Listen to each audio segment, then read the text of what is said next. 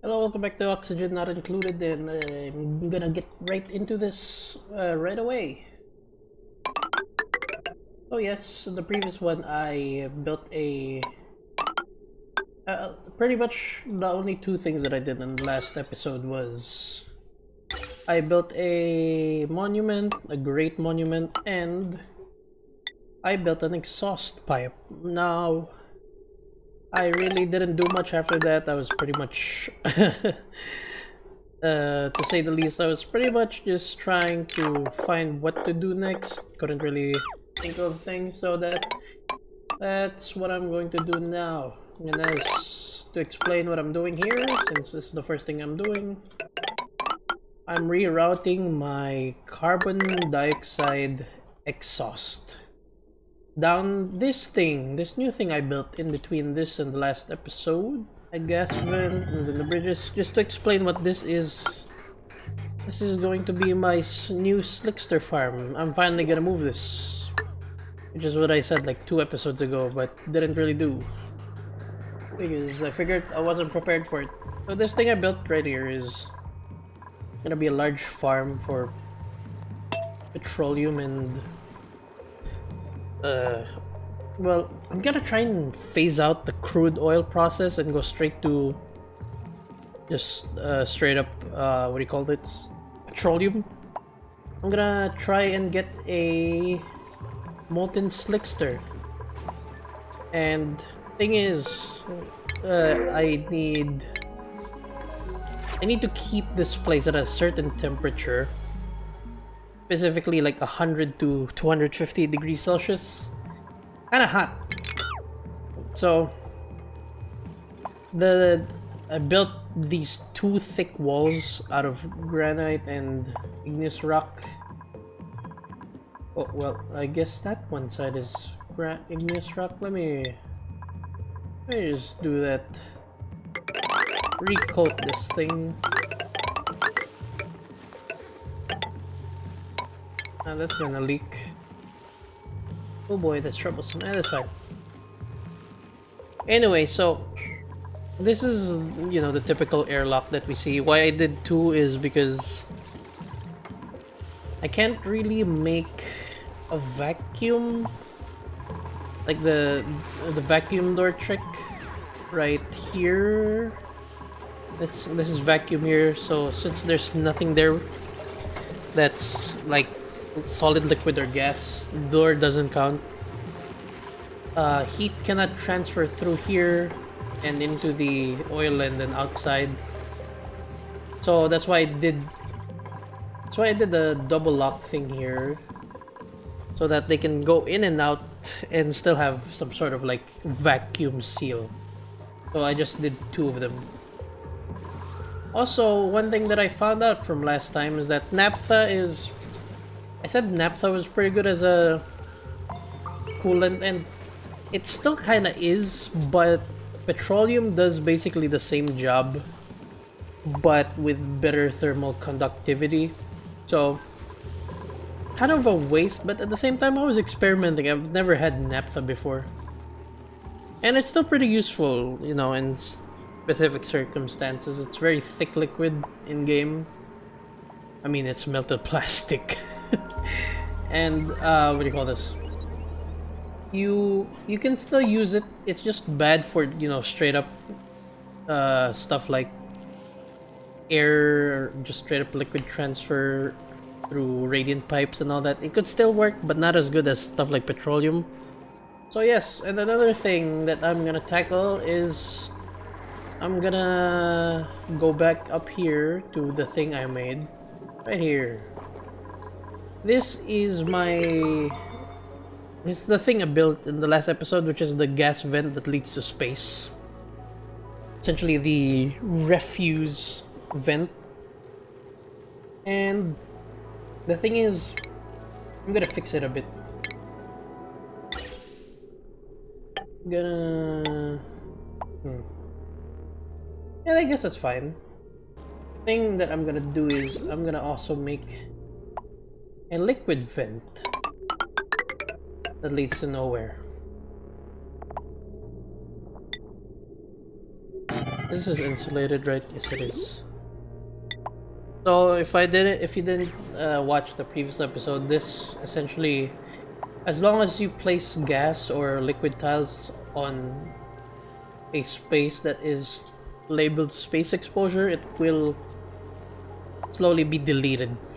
You know, it counts off as being jettisoned into space. As you can see, this one isn't really decreasing, it's staying 10.2 grams because there's still a solid wall behind it, so it counts as in the asteroid. So I'm gonna try and, you know, make sure that this place is a-okay. And I'm gonna put a priority 9 on this so that it gets done real quick. And to make sure that the liquid doesn't flow down here and just stockpiles there, I'm gonna build a few tiles here. I mean, that's all I need. Because once I build 2 tiles here, it kind of just makes a V shape, and this is fine. These 3 tiles above it are fine. So yeah, that's all I need to do.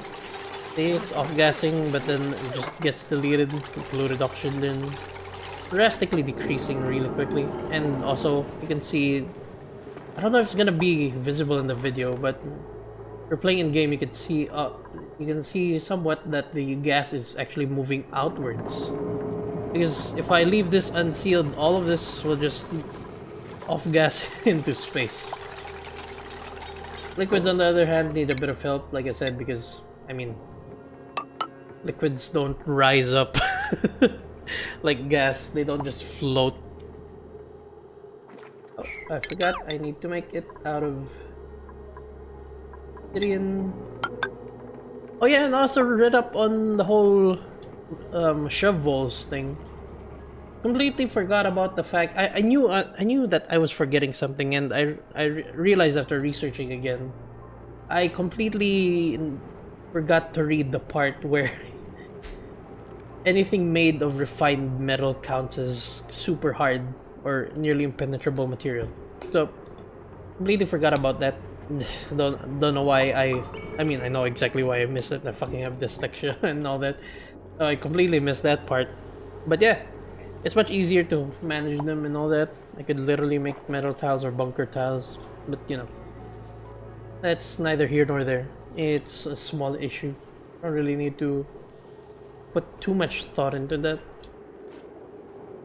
And shovels have a very specific diet and all that. It's just they eat metal, so I don't want them to eat my metal.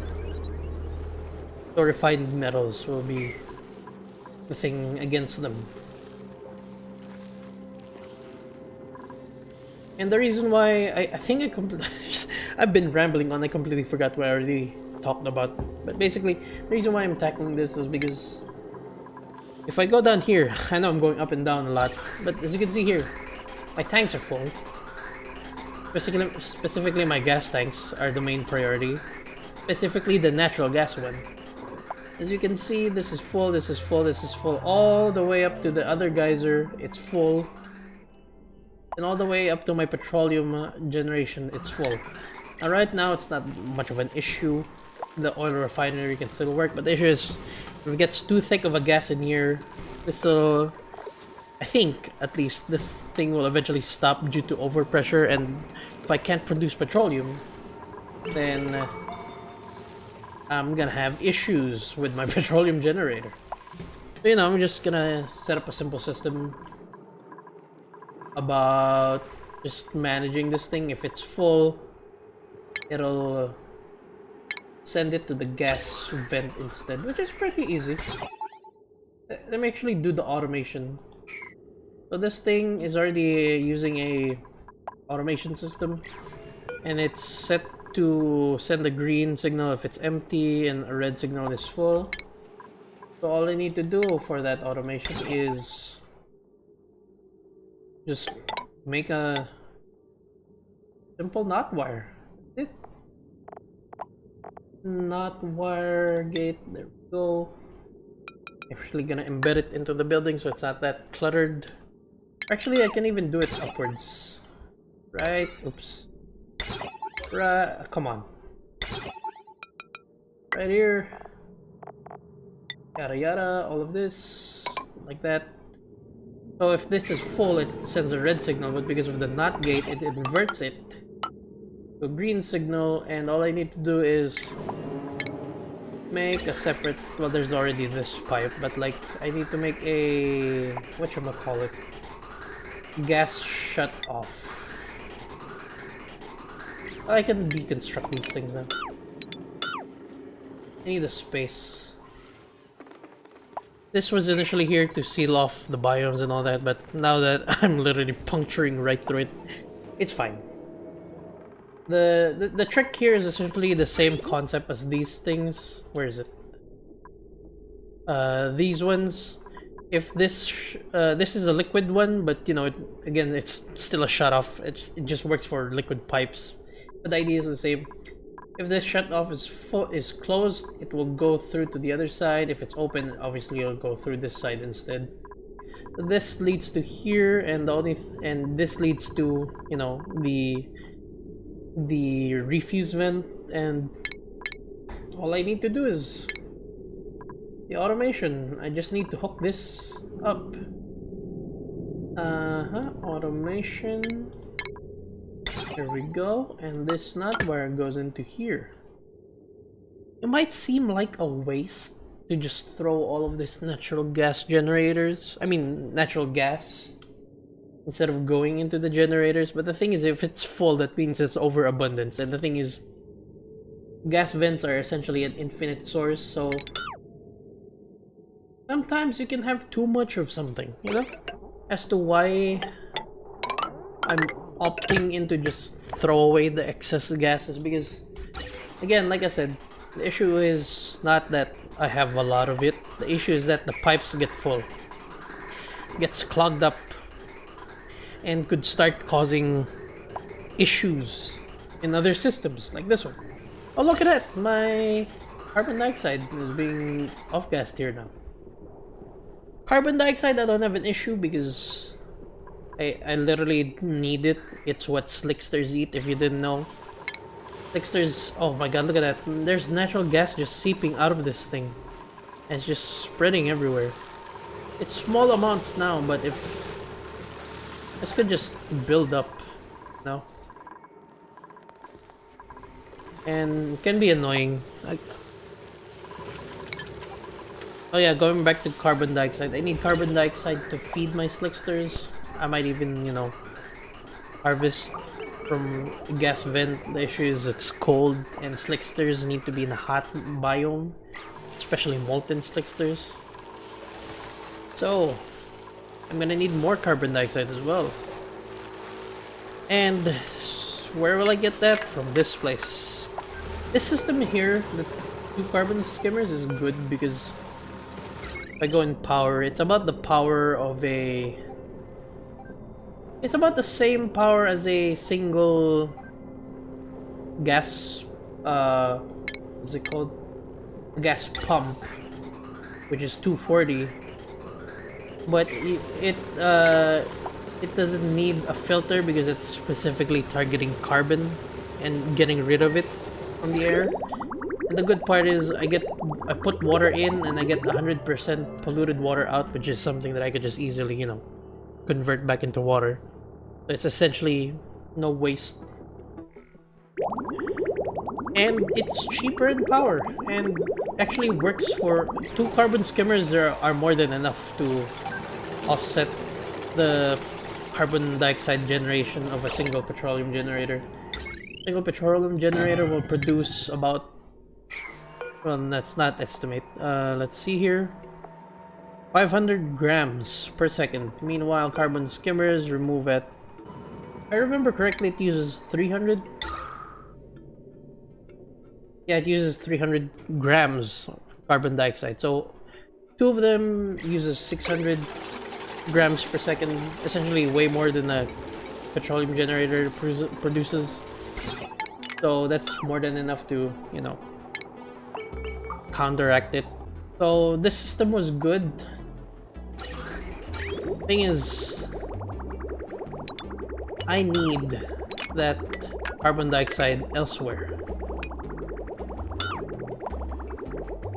Oh, that's exactly what I'm going to do. I'm gonna switch back to a pump. Then I need the filter as well. This is why this is a bit more expensive in terms of power. Not that much more, but you know, every bit counts, especially if you're in a base that's struggling.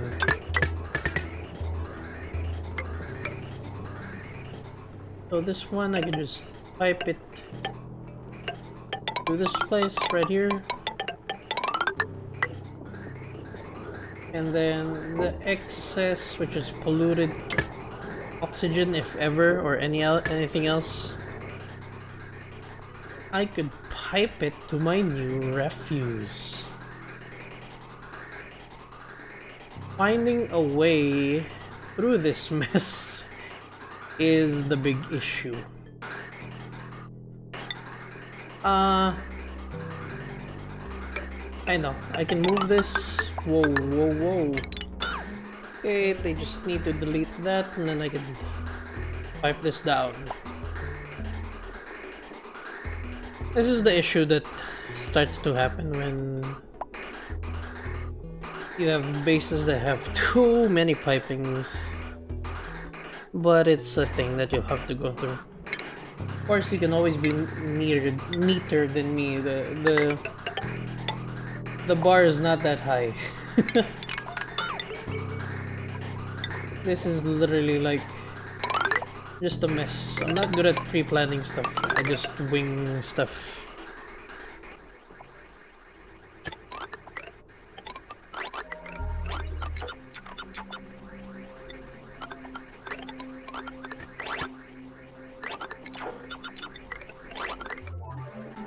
Here we are. And there we go. Now all I need is the bridges.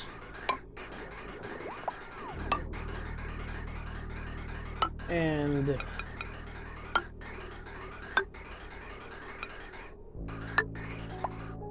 there we have it. It's kind of painful to see this. Just all this gas being jettisoned into space. Look at that. But at the same time, I really don't want to deal with making more and the thing is, it's not even an issue of just making more storage. You make more storage, it's fine, but the thing is, you're not getting rid of the problem, which is that you're so efficient. You're using less energy than you're producing, and since you're in that situation, you're not consuming your resources as fast. And since you're not consuming resources as fast, your stuff gets clogged and all that, and it just becomes a whole smorgasbord of issues. My petroleum generator will stop working because I can't make petroleum and all that. And you know, if you try to up your power usage, then you're either wasting power or you're using too much, that now you're consuming too much materials. Now you're in the negatives. Now you're using too much more than you can produce and all that. It's a balancing act, so instead of messing up a system that's already working, I'll just throw it away. Instead of... Listen, I don't want to break something. I mean, you know what they say, don't fix the thing that ain't broke. I'm not gonna try and fix it. I'm going to throw away the problem. With hydrogen, it's not that much of an issue. Yet. I mean, this thing gets full and then it shuts down, and then my hydrogen generators can usually just, you know, go through the hydrogen. And it's not like the other source of hydrogen, which is this. My electrolyzers, they don't really produce a lot compared to this for natural gas. Look at that, there's even more from there. The thing is, for natural gas specifically, I have so much production. So as much as it hurts for me to waste all of this gas, it's not really a big issue because number one, I have this natural gas geyser. That's one. That's my first main source. My second main source, another natural gas geyser. Number two, oh wait, no, number 3 and 4, sorry, I lost count, is this oil well and this oil well. You can see how much? And number 5 is this. So, as much as it's a waste just throwing it into space like that, it's fine. I mean, back then, like a few episodes ago, maybe that would have been so wasteful. I mean, yeah, it's especially considering the fact that just a few episodes ago, I was literally struggling to get power because I was using all of my materials. Like, I was running out of gas. I was running out of natural gas. I was running out of hydrogen to produce power. I ran out of coal, lumber. I had no dirt for lumber trees anymore. I was struggling, but now took such quite a turn. I'm literally overproducing. I know I'm focusing on this issue too much, but whoa, wait. Did I pipe the wrong thing? That's natural gas, right? Yeah. Oh, I got confused. I followed the wrong pipe in my eyes. Wait. I did have an issue. Okay. I completely messed this up. Forgot that had a pipe. Not to worry, not to worry. Simple mistake that's fixed instantly. Completely didn't notice the thing there. As I was saying, I'm focusing on this a bit, but you know, I just wanna explain to myself that, and to anyone who might be watching this, is that look at how much natural gas is flowing through this pipe that leads to the storage. Look how much is being wasted.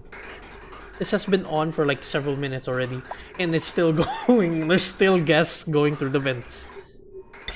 Atmos sensor for this thing. I don't want this to be on until this runs out of gas. I want it to be on until, you know, until a certain amount of pressure, because like I said in the previous episode, I don't know if I'm gonna keep that in the edit. I still haven't edited it yet. Basically, this having this much carbon dioxide in here means that this polluted water will probably never off-gas and convert into polluted oxygen. So I like to keep it at like 2,000 kilograms of carbon dioxide. And this is looking toasty. So yeah, going back to this thing, this is my other goal. I want to make this into a slickster farm. Very cold though. Oh yeah, and look, vacuum here, so it cannot heat transfer this way. And this is essentially a vacuum that they can still go through. And yeah. And as you can see, if this was connected, and assuming like this place is 100 degrees Celsius, the heat would go through here into the oil, through here because there's air here. Assuming I didn't, you know, get rid of the air, into the oil again, and then out. As you can see, this one, the reason why it's hot is because I used crude oil that's from the oil biome, so you know it's gonna be hot. But yeah, as you can see, it's off gas. I mean, it's transferring heat to everything else. Okay, so I just had to take a moment and try to map out how I was gonna build this thing. I think I have a very good idea. to be 17 on each side, right? Yeah, 17 tiles long. Yeah.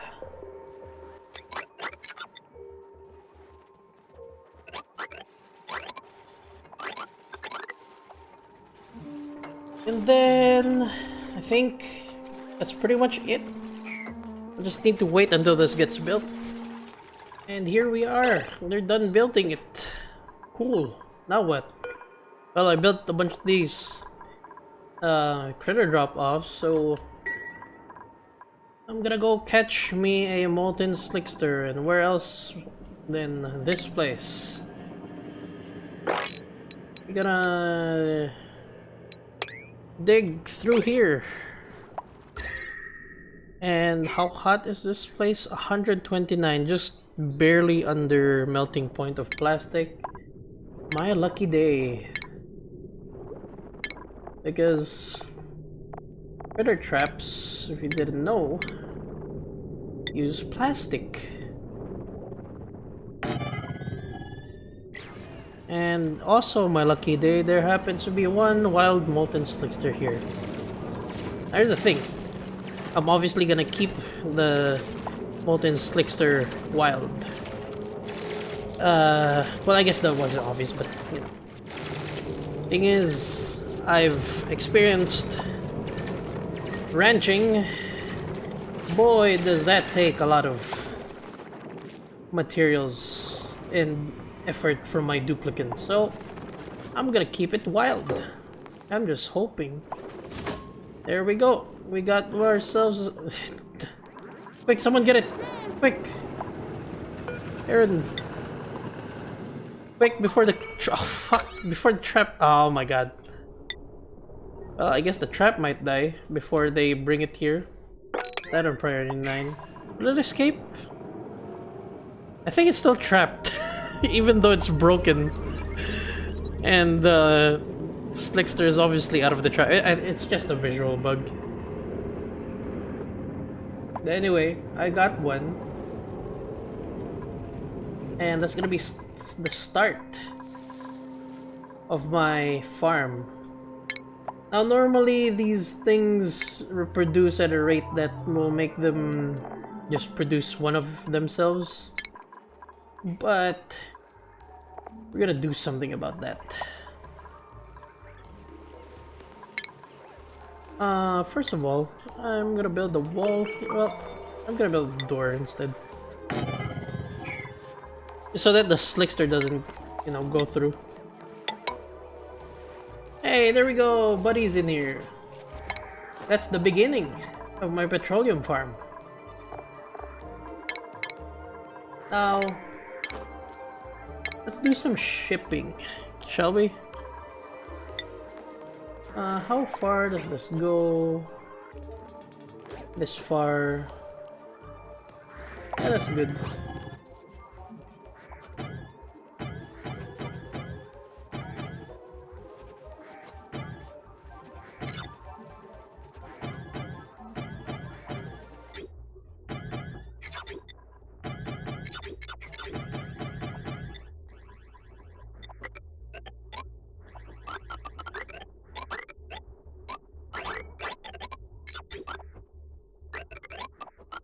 There we go. You might be wondering, what gives? What's with all these wires? What are you trying to do? Well, I want to automate it as much as possible. So, I'm gonna have them ship eggs that aren't Molten Slicksters, so that the population will be entirely Molten Slicksters. They'll suck it out and then they'll send it somewhere. The question is where?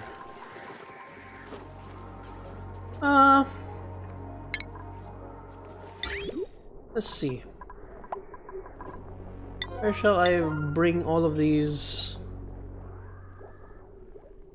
What about...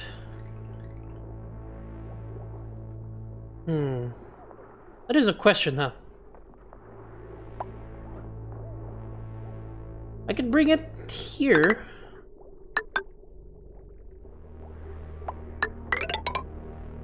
Up here.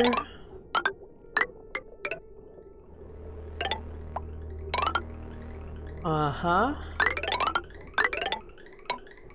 Into the food place. And that'll be that. Oh my god, I forgot to continue my recording. I paused it just so that the file size isn't too big since I was just waiting for it to get built. So basically, here's a quick recap. Stuff's done, except for this one for some reason. Molten Slicksters here. I made an incubator just in case to help. These conveyor loaders, I changed it. They go here now because I didn't want my duplicants to crack all larva eggs. Long hair larva eggs, I don't really care that much. I don't really use them. But for larva eggs, I don't want them to crack every larva egg that they can access, because that means not just this place that I built. Also includes my tame Slicksters that, I'll be honest, have lost use now that I'm making petroleum right away with Molten Slicksters, you know, skipping the whole process of crude oil to petroleum. So I can, if I want, I can just turn them into food. That's kind of morbid, but yeah, they kind of lost use already. But you know, I still want to have that option that if I need Slicksters, they're there. So yeah. Oh, and this place is simply so that the eggs drop here, and then they'll hatch on their own, or if it's a long hair larva egg, they'll grab it and crack it. And the larva will go here, grow up, and then, you know, age and die and all that. Then this sweeper will automatically bring meat. Where is it? Edible meat. Then I'll send it up to the kitchen. And there we have it. A lot achieved today, a lot achieved. My natural gas is working. I don't know why it's going through. Wait, this is... Why isn't this...